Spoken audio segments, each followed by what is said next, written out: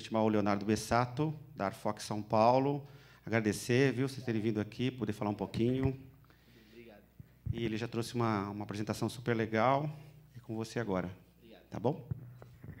Tudo bem, pessoal? Bom, boa tarde. Eu vou me apresentar um pouquinho. Eu sou Leonardo Benassato, diretor de comunicação da Arfoc. Também sou fotojornalista. Hoje eu sou stringer na Reuters e para uma agência estatal turca também. E estou aí na rua todo dia, atrás das fotos, do melhor ângulo, do melhor clique. Já pedi para passar o slide. Pode começar. Eu fiz slide, estou me sentindo importante. A gente vai falar um pouquinho, antes de tudo, eu represento a Arfoc, né? Como eu havia dito anteriormente. A Arfoc é uma associação que ela abrange todo o estado de São Paulo, né? Ela atende todas as regiões do nosso estado. Ela é muito atuante na área do futebol. Ela ajuda muito o diálogo entre fotógrafos e federação. E além de promover encontros, debates, palestras, que leva ao fotojornalista um pouquinho mais de conhecimento e tentar mostrar um pouquinho mais de técnica. A gente tem, tá aqui em cima, está exposto aqui em cima a amostra anual de fotojornalismo, que ela percorre todo o estado. Se puder passar o slide. Aí sim. É um projeto que que tem uma linguagem direta. Normalmente a gente sempre faz com 2 curadores, 2 grandes nomes do fotojornalismo. Às vezes a gente convida o pessoal de outros estados, a gente traz o pessoal daqui. É uma palestra é uma exposição bem legal. Todo ano tem, se eu não me engano, a gente já está na... Eu acho que 13ª, é por aí. 13ª, 15ª. Mas ela roda todo o estado e a gente teve a honra de estar participando aqui também com a foto retrospectiva. Esse ano a curadoria foi de Paulo Whittaker e Fernando Bezerra Júnior, duas feras no nosso fotojornalismo nacional e internacional, né? Paulo Whittaker, por exemplo, já cobriu mais de 5 Copas do Mundo e nos deu a honra de ser o curador nesse projeto. O Fernando Bezerra também muito atuante com fotos de política, era correspondente da EF em Brasília e hoje está aqui em São Paulo também, associado ao nosso da Arfoc. Só passar o próximo slide. Falar um pouquinho de número, né? Normalmente a foto retrospectiva a gente recebe em torno de 565 fotos, 80 fotos selecionadas no final do projeto, e a gente tem em torno de mais ou menos 54 profissionais do primeiro time da imprensa brasileira, né? A gente envolve profissionais Estadão, Folha, UOL, Extinto Terra, G1, agências internacionais, agências nacionais.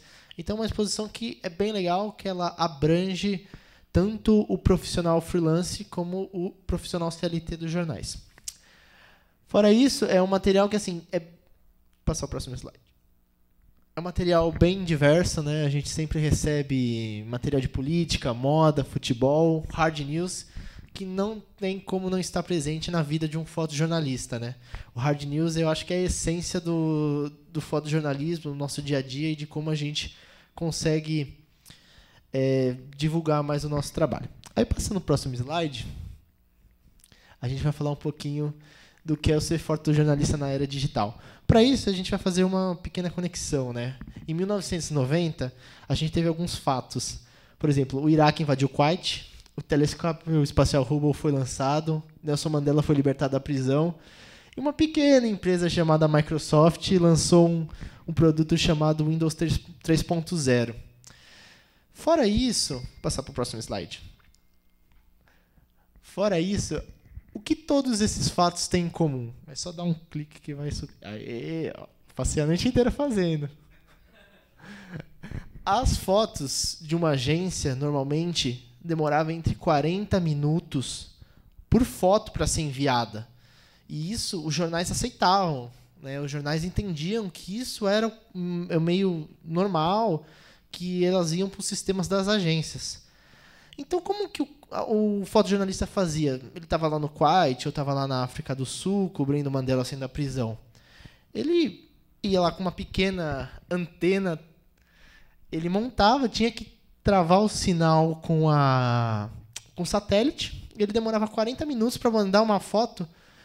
Se eu não me engano, era muito baixo o arquivo. A gente tinha cartão de menos de 1 mega Menos de 1 GB, desculpa. Menos de 1 GB. Hoje a gente... Se você usa um cartão de 16 GB na máquina, às vezes você já fala, pô, que cartão pequeno, né? Você já quer o cartão de 64 GB.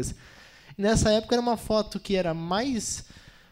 não tinha uma qualidade tão grande, não tinha uma resolução tão grande, e outra, você não podia abusar em crop, né? Porque hoje em dia a gente pega aquele vício do Photoshop, do Lightroom, de eu fiz a imagem mais aberta assim, mas na edição eu vou salvar, eu vou cropar. Não, aquela época era uma imagem direta, tinha que ser uma foto cravada, uma luz correta. Isso a gente já está falando de 1990, mais ou menos. Antes era pior, né? Antes, tem o Paulo Whittaker, meu amigo, ele comenta que quando ele fazia São Silvestre, aí, por volta de... Quando era ainda no back digital da Kodak, ou um pouquinho antes, quando era no filme, ele demorava em torno de umas 3 horas para mandar uma foto para Londres, para o escritório da Reuters, por exemplo. Isso é bem legal a gente pensar como a gente evoluiu nessa tecnologia. Porque hoje, em questão de segundos, a gente consegue transmitir essa foto. Aí eu vou passar para o próximo slide. Através das fotos, mergulhamos na história em tempo real. Já a gente, usando a história como uma linha do tempo para entender essa tecnologia no fotojornalismo, a gente vai em 2009 e um pouquinho ali no Oriente Médio, onde a gente teve grandes revoltas populares, e entender como isso se alastrou. Porque até um tempo atrás a gente tinha a máquina, e a gente tinha a máquina como um meio de difícil acesso. Hoje a gente tem um iPhone, um celular da Samsung, por exemplo, que é muito mais fácil de você tirar foto, você já tira, vai no WhatsApp. Os próprios jornais hoje, eles criam meios para os jornalistas de texto ajudarem em situações de crise, mandar a foto em tempo real. E lá nessa época a gente começou a ter o Facebook, né? E começou a viralizar e ter isso de foto em tempo real. Em 2009 os jornais começaram a pensar mais no portal, no online, do que no papel, porque realmente é uma tendência que a gente tem de começar a deixar aquela agilidade que a gente tinha, porque quando a gente fala de jornal, o pessoal de foto pensa, meu jornal tem um fechamento por volta das 10 horas da noite, então, se eu fizer a pauta às 5 horas da tarde, eu posso mandar tranquilo até às 9. Hoje não, hoje a pauta começa às 5 horas da tarde, 5h20, seu editor está te cobrando e falando assim, você já tem foto que eu preciso botar foto no online?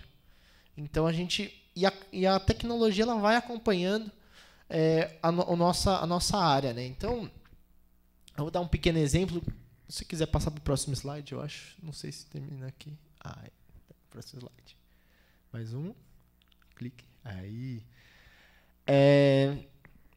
O desafio hoje, a gente tem sempre aquela palavra que uma foto vale mais que 1000 palavras. Só que como a gente vai acertar essa foto com tanta tecnologia?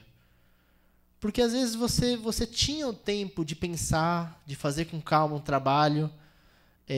Você chega no calor no momento de uma cobertura, de um incêndio, você conseguia parar para pensar, analisar que melhor ângulo, sem ter essa pressa. Hoje não. Hoje você tem que fazer a melhor foto e mandar em tempo real. Então, você tem que começar a assimilar todas essas informações. Isso é o que o fotojornalismo tem nos cobrado hoje. É bem legal entender. Eu vou dar um exemplo pessoal. Assim, eu cobri as Olimpíadas do Rio, né? Eu fui para o Rio de Janeiro, eu fiquei um mês lá fazendo as Olimpíadas. E a gente tinha uma cultura de futebol, né? De quando a gente vai para o futebol, a gente trabalha com uma tele, um computador do lado e uma grande angular nos pés, porque se o cara vem correndo, você tem a foto aberta. E a gente trabalhava assim, descarrega o cartão do lado e já tinha que editar em tempo real, assim. Então a gente não tinha tempo de processar uma por uma, a gente tinha que tratar, cortar e mandar, e legendar. Isso você tem que fazer com o jogo rolando. Eu cheguei nas Olimpíadas e eu falei assim, vou fazer isso, vou tentar adequar aos outros esportes, que eu já estou acostumado com futebol. Cheguei lá, recebi uma câmera, me deram uma DX2 e falaram assim, olha, tá vendo ali aquele cabo de rede? Você vai espetar na sua câmera e aí a pessoa que está em São Paulo, no escritório da agência, vai tratar a sua foto. Aí eu falei, mas eu não vou tratar minha foto? Não, não vai tratar sua foto. Você vai mandar em tempo real, porque a gente fechou um pacote com o cliente quer essa foto no sistema em até 1 minuto. Então, você começa a olhar a fotografia diferente. Porque quando a gente fotografa, a gente pensa no nosso olhar, no nosso corte, no jeito que a gente vai tratar a foto na pós. E a gente começa a entender que o fotojornalismo, com essa agilidade, a gente tem que começar a se adaptar de uma maneira diferente. A gente tem que começar a entender que a gente tem que fazer um corte, porque quando a gente pega uma foto bruta, obviamente é diferente. E você tem aquele seu olhar que você vai olhar no computador e você fala assim, olha, se eu der uma entortadinha aqui, eu vou salvar essa foto. Você dá outra cara com corte. E às vezes o editor que pega não tem esse feeling. E você tem que começar a entender como melhorar o seu trabalho enviando em tempo real para uma pessoa que edita suas fotos não seguir com o seu pensamento. Porque cada fotógrafo tem seu estilo. Você tem um estilo de fotografia, você tem outro. E às vezes a pós, tem fotógrafos que usam a pós como uma marca. Então você vai lá, fotografa em RAW, vai lá dar um tratamento de cor. Primeiro que o fotojornalismo é bem diferente, né? A primeira coisa, quando eu cheguei no fotojornalismo, eu aprendi que assim, tratamento mínimo. Mínimo do mínimo do mínimo. Então eu já comecei a perder aquela coisa, aquele vício de edição, de velocidade na edição, de cor, de mexer na cor, fazer algum tipo de correção. E depois eu comecei a aprender o que normalmente quando você trabalha com corporativo, trabalha com outras áreas, você não presta tanta atenção, que é o corte, né? E aí nessa situação das Olimpíadas eu comecei a ver os meus colegas e comecei a ver como que a tecnologia invadiu a nossa área, porque antes era você e sua câmera e seu computador. Hoje, além desse cabo de rede que eu espeto na minha câmera e o cara está tratando a foto para mim em São Paulo, as agências internacionais, por exemplo, elas instalam câmeras remotas de cima das arenas, que um cara na sala de imprensa das Olimpíadas está lá, mexendo no robozinho. Então, perdeu aquela coisa do fotógrafo olhar no ocular, não. O cara está olhando o monitor, operando a máquina remota no monitor. Por exemplo, na natação, eles botam câmeras embaixo da piscina. Então, eles montam um robô com uma vedação e usam para fotografar. Aí você fica parando assim, como o cara fez essa foto? É um robô. Às vezes tem agências que nem no Rio, por exemplo, nem na área ali das Olimpíadas eles deixam profissional. Tem profissionais que operam essa câmera remotamente. O cara está lá em Nova York e está operando essa câmera dentro da Vila Olímpica no Rio. É muito legal entender isso. Porque se a gente olha esse passado, a gente olha ali em 1990, a gente não tem essa noção. Se você falasse para alguém em 1990 que essa tecnologia ia ser veloz, ia ser rápida, que hoje os clientes que pagam a sua saída, eles querem agilidade, às vezes eles querem mais agilidade do que uma sequência de foto legal, você tem que começar a entender como eu vou fazer meu trabalho diferente. Aí você pensa, então tem que ser rápido, tem que ser bom, tem que mandar essa foto melhor do que meus concorrentes, porque acontece assim, se você está numa agência, o jornal assina 8 agências, por exemplo. Às vezes, nem sempre a melhor foto vai entrar na capa do jornal, hoje em dia. A melhor foto vai ser a que chegou primeiro. É triste falar isso, porque a gente tem uma perda de qualidade, mas essa é a tendência do mercado. Por exemplo, há muito tempo atrás, a gente pega lá em 1990, o editor esperava foto por foto. Então, a gente está falando ali do Iraque invadir o Kuwait. O editor, na Folha de São Paulo, por exemplo, ele vai esperar chegar no sistema dele a foto da Reuters, a foto da Getty, a foto da France Press e a foto da AP. E vai ali, botar na mesa e escolher, não, essa está melhor, essa está melhor, essa está melhor. Hoje não. Hoje, quando o cara vai fechar um jornal, um editor vai fechar o jornal, ele vai pensar assim, ele já tem uma ideia de pauta, então ele recebe lá, depois da reunião de pauta, ele tem informação, por exemplo, hoje a informação é sei lá, é o debate, por exemplo. Então ele vai pensar, olha, fulano, o fotógrafo vai para a pauta, ele chama o fotógrafo e fala assim, fulano, eu estou pensando numa imagem mais assim, talvez o Bolsonaro olhando para a Marina. Aí o fotógrafo já vai com isso. E ele fala assim, eu tenho que fazer essa foto e mandar para o fechamento e depois eu vou com calma e faço. Só que aí ele tá pensando nessa foto, tá pensando em fazer, e o editor chega e fala assim, olha, já tem foto da France Press no sistema. Por quê? A gente hoje tem essa tecnologia que facilita, né? Começou também em 2014, foi um grande diferencial. A Folha, por exemplo, foi o primeiro jornal do Brasil que recebeu a 1DX com, a gente chama, uma anteninha, que consegue fazer essa transmissão. Então, cada vez mais a gente está mudando. Se você ir lá em 1990 falasse que um fotógrafo ia editar as fotos do celular, ia baixar a foto da câmera para o celular e ia mandar para o jornal essa foto em alta do celular, vocês iam acreditar? Não. E hoje a gente está nessa pegada. Então, cada vez mais a câmera está se tornando mais tecnologia do que só aquela coisa obturador, espelho, os elementos internos. Então, hoje a gente tem essa preocupação no megapixel, na qualidade e na transmissão. Por exemplo, um exemplo. A gente, no fotojornalismo, a gente usa muito o IPTC. Né? A gente, dentro do arquivo da foto, a gente coloca informações para quando o editor recebe, ele ter a noção do que é esse material. A Nikon, hoje, ela lançou uma câmera que, quando você fotografa da câmera, eu consigo presetar as informações de legenda que vai nesse arquivo da foto.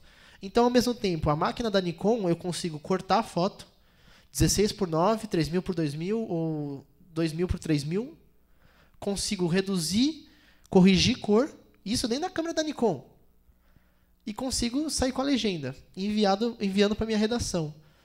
Então, você pensa que você para e olha e fala assim, não é tão distante, 1990 não é tão distante. E como a gente evoluiu. E como o mercado vai seguindo essas tendências. Hoje, um editor, às vezes, ele não olha pela qualidade. Ele busca, às vezes, o fotógrafo que tem a qualidade, mas que se aperfeiçoa com sistemas de edição. Porque hoje, ele pede muito mais isso para essa agilidade, para ele concorrer no jornal. Às vezes, o jornal está ganhando mais anúncio no online do que no impresso. E o mercado vai mudando e você tem que se adaptando. E um outro exemplo que eu tenho, por exemplo, eu tive na cobertura quando o Lula se entregou para a Polícia Federal, eu estava fazendo essa cobertura para a Reuters. E a minha câmera tem essa antena. O que acontece? Olha como a gente entra nessa agilidade que o fotojornalismo pede. O Lula ia sair pelo portão de trás, eu estava ali no portão de trás, os militantes falaram assim, não, ele não vai sair. Primeira foto. Fui lá, tentaram sair, mandando da câmera, eu clicando e o chefe de fotografia do Brasil editando essas fotos. Em tempo real já tinha no sistema. Beleza, até aí. Aí eu esperei um pouquinho, esperei e o Lula saiu a pé. E aí eu e o fotógrafo da F, o Sebastião Moreira, a gente teve a chance de a gente fazer essa foto dele saindo em volta dos segurança batendo nos militantes e ele saindo. E eu fotografando e enviando a foto da câmera. Então, ao mesmo tempo que eu fotografava, a minha câmera já enviava a imagem para o sistema da Reuters. Ele saiu, entrou do carro, saiu o comboio da Polícia Federal, eu abri meu Instagram, já estava lá no Insta do Globo a minha foto do Lula saindo. Para você ver como é essa agilidade, como os veículos hoje em dia eles pedem essa agilidade, esse tempo real. Foi coisa mais ou menos de 5 minutos, essa foto já estava nas redes sociais, já estava na capa do UOL, já estava reverberando em todos os meios de comunicação. E tanto a minha foto como a da F, porque o Tião ele tem o mesmo sistema na câmera e a mesma velocidade de envio. Mas é muito louco entender isso, que como a gente começa a ficar dependente da internet na profissão.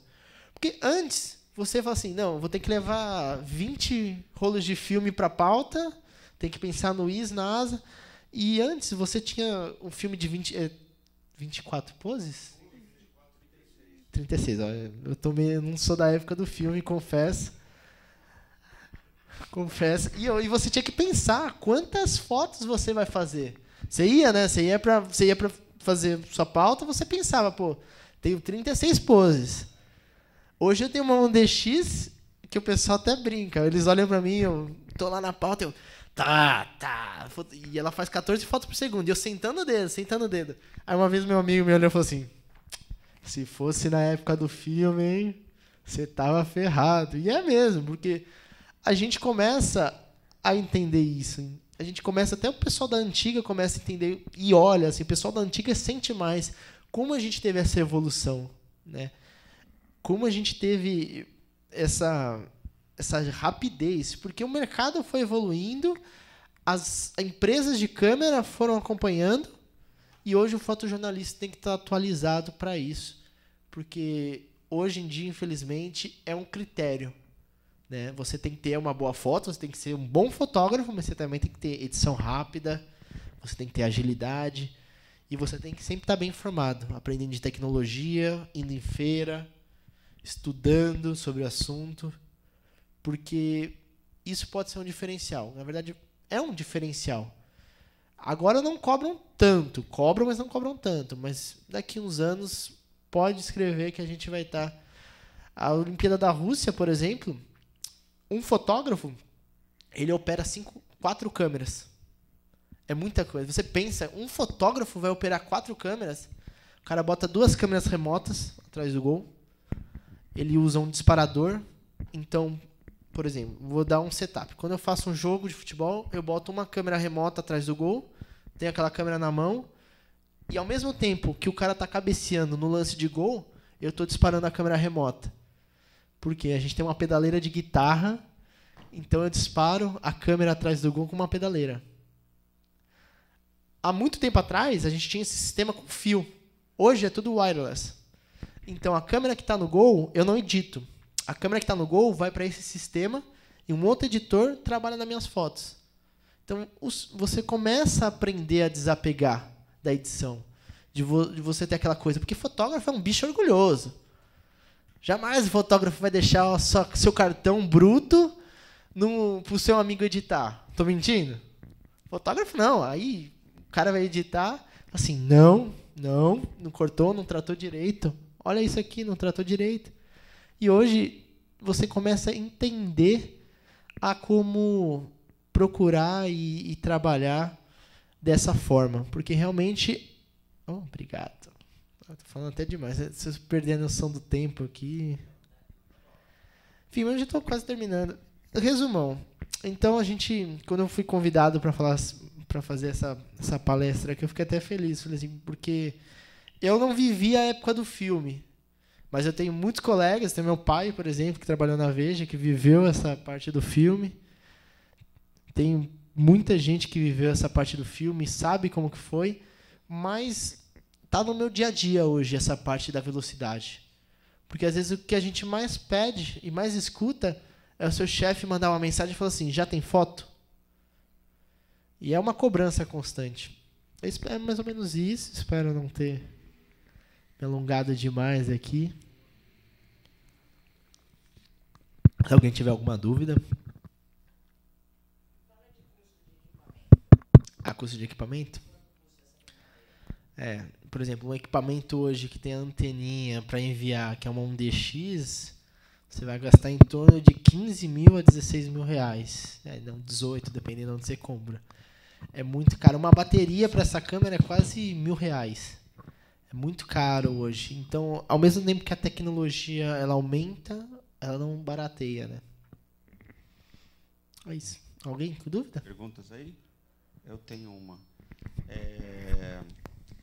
Você acha que isso vai parar em algum lugar? Essa velocidade tão rápida, né? Como você falou, cada vez mais rápido, né? Para onde isso vai parar? Você tem um norte aí, na sua opinião, pessoal? Eu acho que daqui a pouco um fotógrafo vai estar operando 20 câmeras. Se hoje a gente já está operando 5. Eu acho que uma hora vai estagnar. Eu acho que uma hora já vai... eu acho que a gente está no ápice assim, de tratamento de foto em tempo real. As grandes agências, por exemplo, em grandes eventos, elas trabalham com 3 profissionais tratando a sua foto. É um sistema de produção, parece aquele sistema de fábrica, sabe? Porque funciona assim. Eu mandei a foto, tem um cara na agência que vai receber essas fotos brutas, ele vai olhar e falar assim, essa é boa, essa é boa, essa é boa. Aí o segundo cara, ele vai cortar, tratar, e o terceiro vai legendar e jogar no serviço da agência. Então, uma tecnologia... Isso em questão, a gente fala, parece assim muito difícil, né? A gente pensa da forma arcaica, eu vou salvar uma foto, vou passar o pendrive para o outro. As agências, elas têm um sistema interno, que tudo pela nuvem. De um joga no editor, designa para outro editor, tudo pela nuvem, em segundos. E a gente tem essa velocidade que não para. Eu acho que sim, pode acontecer da gente ter fotos em segundos milésimos, sim. Não tão, porque hoje a gente tem em torno um delay do fotógrafo envia em torno de 3 minutos. De 3 a 2 minutos. Eu acho que a gente pode chegar aí uma marca de 1 minuto com foto no sistema. Isso para chegar na ponta, é isso? Em 2 minutos sua foto já está lá disponível? A minha foto já está disponível no sistema, em 2 minutos. É muito rápido, assim. As Olimpíadas, por exemplo. E, ó, eu pego um exemplo. Das Olimpíadas para a Copa da Rússia, a gente evoluiu muito já. A gente evoluiu muito. O que acontece? Uma outra curiosidade que a gente tem, a 1DX, por exemplo, a gente consegue colocar um arquivo de áudio dentro da foto. Então eu estou lá fazendo o jogo, e às vezes eu fotografo um cara e o meu editor não sabe quem é. Né? Ele está de costa, meio de lado, num lance. Eu aperto esse botão da 1DX, eu falo assim, player number 8. E aí o cara já está com a lista, ele vai receber essa foto, ele vai escutar o meu áudio dentro da foto, e ele vai saber que é o jogador número 8. E aí ele já para ajudar ele na edição. Então, eu acho que a tendência é as marcas de equipamento, elas começarem a investir em equipamentos mais leves, porque um DX, D5, D4, um DX2 é um trambolho, é uma máquina muito pesada. Então, acho que, na verdade, a tendência nessa tecnologia é a gente parar nessa velocidade de processamento de imagem e as empresas de tecnologia de equipamento começarem a fabricar um equipamento mais leve e muito mais rápido na agilidade, porque a gente ainda tem muita falha na parte da internet, né? Porque às vezes a gente fica à mercê de um serviço de internet. Tá vindo aí tecnologia 5G. Vamos ver quanto tempo vai ser para enviar uma foto em 5G.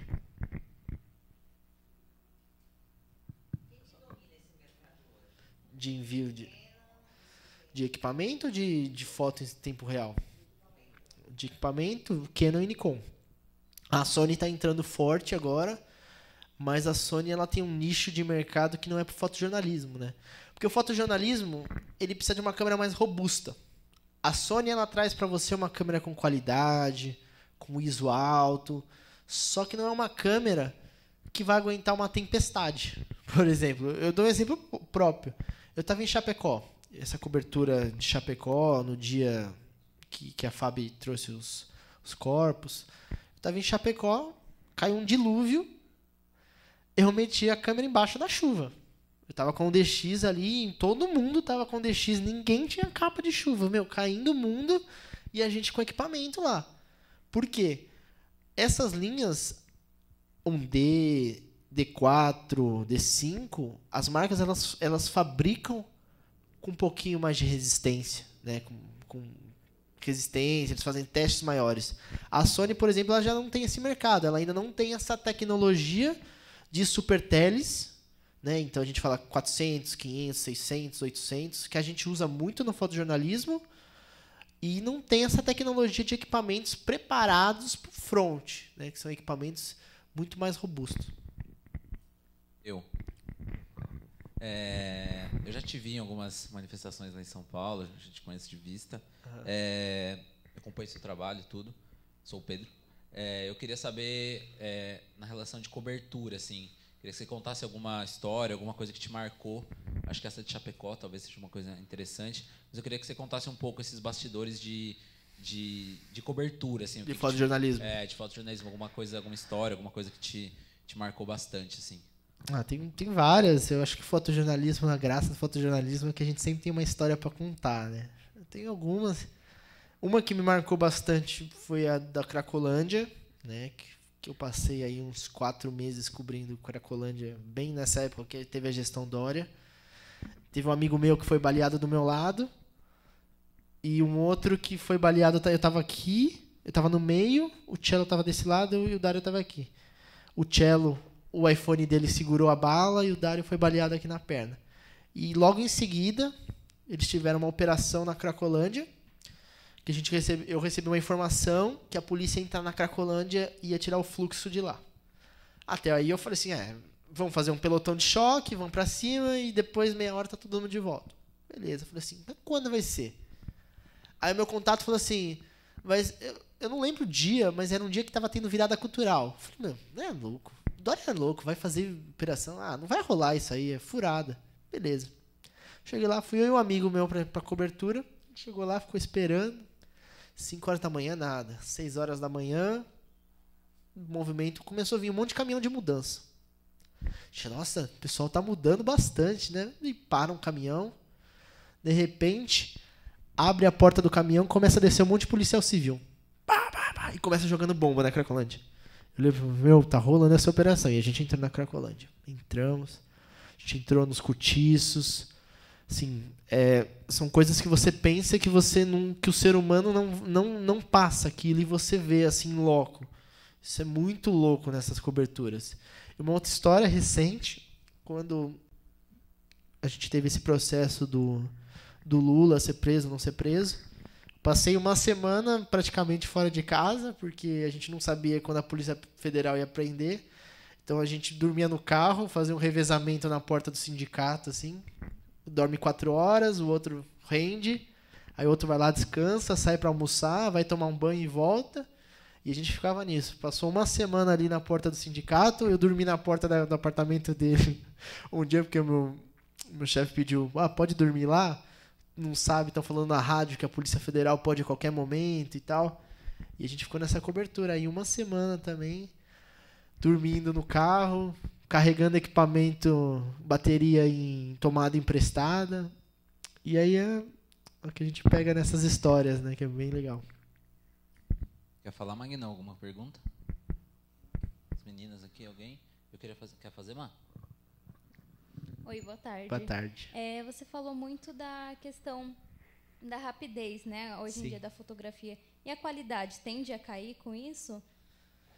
Eu acho que a qualidade, na verdade, se você tem um bom fotógrafo, ele vai estar mandando a foto do jeito que ele sempre fez, sem o tratamento. O que vai diferenciar é você ter um bom editor recebendo o seu material. Porque se você não tem um bom editor cortando suas fotos, tratando suas fotos, realmente o material vai ficar ruim. Então, a questão é o fotógrafo se adaptar em enquadrar e fotografar de um jeito que o editor não precisa ter um grande trabalho, mas ele ganha uma rapidez e você mesmo garante o seu material. Agora, por exemplo, com a Nikon, às vezes fica um pouquinho mais fácil, né? Porque então você consegue olhar na câmera e dar o seu olhar, o seu corte. Eu acho que a qualidade não cai tanto, né? Porque a exigência é sempre das agências, dos veículos que têm esse tipo de serviço em tempo real, é você ter a agilidade e ter a qualidade. O que acontece é que a gente tem alguns veículos, como algumas agências nacionais, que não prezam tanto pela qualidade, mas prezam na quantidade. Aí você tem uma perda no material. Mais ou menos isso. Não sei se deu para sanar a dúvida. O Nicolas, que está ali na operação, ele é fotógrafo e jornalista também. Beleza? E ele pediu para perguntar. Ele é fotógrafo e a gente sempre tem uma questão de dúvida de como começar, né? Como entrar numa agência, como ganhar destaque nesse meio. E eu acho que você podia contar um pouco como você começou para entrar numa agência e conseguir fazer Copa, Olimpíada, fazer tudo isso. A gente sempre tem essa dúvida de como começar, né? Todo mundo pergunta, como eu vou começar? O meio mais fácil, mais prático a gente tem é ir para a rua, né? Começar a montar um portfólio, começar preparar o material para, se você futuramente for bater numa agência, a pessoa vai perguntar assim, você tem um portfólio? A gente no trabalho nunca é fácil, né? Fotojornalista, assim como fotógrafo normal, sempre tem as suas dificuldades do dia a dia, de verba de pagamento, você nunca vai... Ninguém é rico no fotojornalismo como na fotografia. Então, você normalmente começa indo para a rua, começa fazendo o seu portfólio, depois começa a bater nos jornais. Você pode procurar uma agência nacional. Aí a gente tem algumas agências associadas à Arfoc que dão essas oportunidades, que aí você já trabalha num esquema diferente, né? É o esquema de meio a meio. A agência, ela usa sua foto numa vitrine, o que ela vender, você ganha metade dessa foto e a agência tira uma comissão. É uma forma legal de você começar, porque você vai começar a publicar em veículos, em sites, começar a aparecer o seu nome, e depois que você começar a ganhar experiência, você pode procurar os editores de jornal, os editores de agência, porque uma coisa que eu aprendi nessa profissão, o não você sempre já tem. Então, sempre que você for para uma cobertura, tiver os fotógrafos de jornal, tenta fazer um networking, que é sempre legal. Às vezes o fotógrafo do jornal começa a guardar seu nome, vê o seu nome, lembra do seu material. Um dia que precisar, ele vai lá e fala assim, pô, vamos chamar a pessoa aqui, porque ele parece ser um bom fotógrafo, vamos dar uma chance para ele, vamos dar uma experiência, ver o trabalho dele. E é sempre assim. Então, sempre tenha um portfólio, mantenha o portfólio atualizado. O Instagram é bem legal para você manter seu portfólio atualizado. Se alguém perguntar, eu já fechei trabalhos por causa do Insta. Então é sempre legal você ter esse portfólio atualizado. E procurar sempre também conversar com editor. Às vezes você quer ter uma opinião sobre o seu trabalho. Você liga para um editor do jornal e fala assim, tudo bem, fulano? Eu sou Leonardo, eu estou aqui, estou começando no meio. Porque todo mundo começou um dia. Ninguém está lá. Todo mundo já teve um material ruim, um material, não digo ruim, um material sem experiência. Porque a gente sempre tem um olhar. Às vezes o que é ruim para você é maravilhoso para mim. Então, vai do ponto de vista. Do ponto de vista do seu público também. Porque às vezes você faz uma foto maravilhosa, a capa da Folha, e vão ter 5 caras que vão assim, essa foto é ruim, cara. Essa foto, como botar essa foto na capa da Folha? E vai ter 20 pessoas que vão falar, pô, você viu a capa da Folha? Você viu a capa do Estadão? Então sempre tem isso, assim, você nunca nasce, ninguém nasce perfeito. Ninguém nasce o Cartier-Bresson. Ninguém. Você sempre, e fotojornalismo principalmente, você está sempre se aprimorando, sempre estudando, sempre vendo material dos colegas, pensando, pô, eu posso melhorar nesse material, posso fazer isso, posso fazer aquilo. Então eu acho que sempre mantendo portfólio, procurando opinião de editores, tentando estudar para o veículo que você quer, porque cada veículo tem uma linguagem. O Estadão tem uma linguagem, a Folha tem uma linguagem, a Veja tem outra linguagem. Então, se você almeja trabalhar, por exemplo, na Folha, tenta estudar a Folha. Pega a Folha todo domingo, olha o material que é publicado, que você vai entender a linha editorial. Você quer trabalhar no Estadão? Começa a observar o material do Estadão, entender o material do Estadão. Você quer trabalhar, sei lá, no Globo? Pega o Globo, olha o material do Globo. Cada um tem uma linha editorial, um estilo de fotografia, e você tem que sempre estar estudando. Acho que é isso. Mais alguma pergunta? Gostou? Boa. Perguntas? Mais alguma? Ok. Obrigado, eu queria agradecer. Obrigado. Eu deixei aqui no último slide o contato da Arfoc, se alguém precisar, tiver alguma dúvida, tá lá no último slide. Passa aí. Do último. Aí, se precisar alguém, a gente tem os contatos aqui, é só entrar no site, falar com o Vinícius. Vinícius vai ajudar todo mundo aí que precisar. Aqui meu e-mail aqui da Arfoc, se alguém precisar também, alguma dúvida, pode entrar em contato, não hesite, não mordo, não lato, sou bonzinho. Legal, obrigado. Obrigado, Léo. Queria agradecer você, o pessoal da Arfoc também. O Marcos, né, o presidente, o Marcos Alves, presidente, né? A gente agradece, a exposição também, legal estar aqui. Tem 2 fotinhas minhas lá também. Legal. Esse braço do fotojornalismo, na primeira edição a gente também teve, então esse ano a ideia era ampliar um pouquinho, trazer. É legal ter uma exposição desse porte junto com a nossa aqui para poder engrossar o caldo, essa é a ideia, né? É bem legal. Então é bacana. É legal, bonito ver. Gente, estou fugindo do microfone. Bonito ver a exposição rodando e a gente vê como ela pode... Porque às vezes a gente tem a noção só da cidade, né? A gente vê quando a gente lança a exposição lá, e aí depois a gente por exemplo, esse ano a gente colocou em cada foto, embaixo do nome do fotógrafo, a rede social dele. Assim, porque a gente está tentando, nessa gestão da Arfoc, aproximar mais do fotógrafo, o cara do criador da obra de arte, né? Do público que quer ver, que às vezes entender, saber um pouquinho de técnica. É bem legal assim, ver a exposição rodar. Legal, legal. Isso aí, muito bom. Obrigado, viu?